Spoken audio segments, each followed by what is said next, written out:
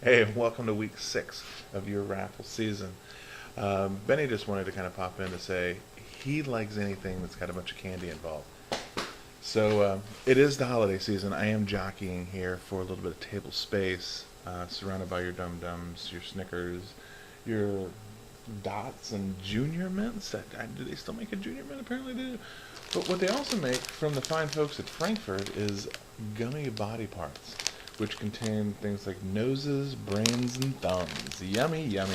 I hope you find this in your child's bag, and I would confiscate it because it might have a razor blade in it. Last week, as you recall, we tried something new with our who predictions. I think that's what you call it. In that we went to your St. Pete Times and said, "Hey, St. Pete Times, you predict all the games. Why don't we just go ahead and borrow some of that information and we'll use it for our own good?" So we looked at the starting quarterbacks and how they were going to do, and decided that we'd use that to kind of help pick a winner, so to speak. So let's roll with that. It worked. Let's roll with it. First game we'll look at is the 8th ranked classified 2-3 taking on the number 9 Livid Llamas. And let me just say, there's a lot of excitement around the compound with the 9th ranking. Coincidentally, looking at this game and the quarterbacks you got here, is we do have head-to-head matchup: Carson Palmer versus Matt Schwab. So, I mean, how can Houston lose this game, right? I should be the winner here.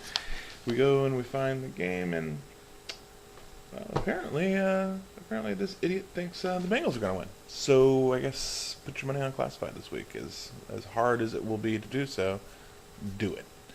All right, game 2.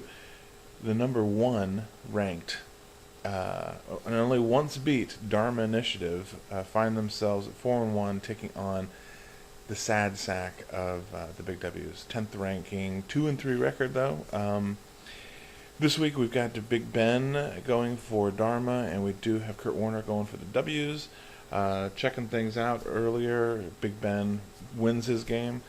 Can't say the same for Kurt Warner. Put your money on the Dharma Initiative here, folks. They're going to keep the, what do you call that? A really hard hold of something. I'm sure there's a word for it. It'll come to me later. All right, game 3. Game 3 finds our 7th ranked tight ends at 2-3. A little surprised and shocked that they're there. I think they expected to be a little bit higher, as well as a few other teams, but not many. And also the number 2 ranked Squirrels, who are 3-2. A little shocking that they're there. I keep saying it's shocking, and they keep staying there. So when you look at this one, you've got Kyle Orton going up against the Donovan McNabb on the quarterback head-to-head matchups. So checking things out here, Kyle Orton and Denver are predicted to lose and leave the ranks of the unbeatens Monday night to San Diego, and Donovan McNabb and the Raiders and the Eagles will roll over the Raiders. So it looks like the gods have conspired, and the Squirrels are off to yet another win and holding on with that really hard grip word that I can't think of to the number 2 slot. So there you have it.